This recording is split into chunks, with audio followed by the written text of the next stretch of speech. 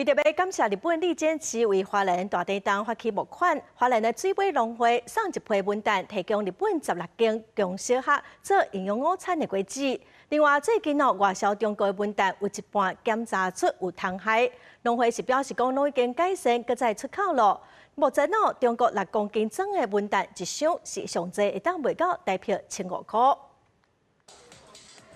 水飞的文旦今年要输往日本珠城县立江市16间中小学的学生，一直10月初时的营养午餐食到台湾的文旦。农业部是讲，文旦输往日本检疫的更较严。在低温处理厂12天1度，这样子的话才有办法把那些有害的这个病虫害全部它的卵虫全部杀死，之后才能够运过去。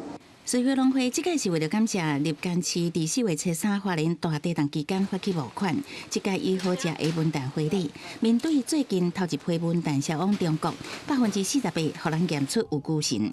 农会表示，输往日本检疫条件更较严，这届冰冻12天应该无问题。输往中国的产品也已经拢积极改善。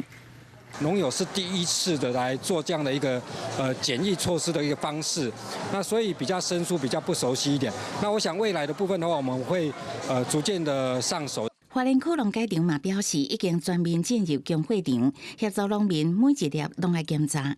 可以用气枪，或者是用刷的方式刷掉，那还有用布的办法把它擦掉，那就是要逐颗检查到它，减少那个虫害。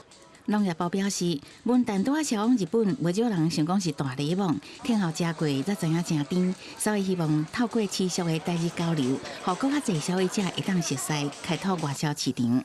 那销往中国文旦行情嘛真好，水飞农会表示，目前回报相关的介绍，6公斤装的礼盒会当卖到大约1500左右。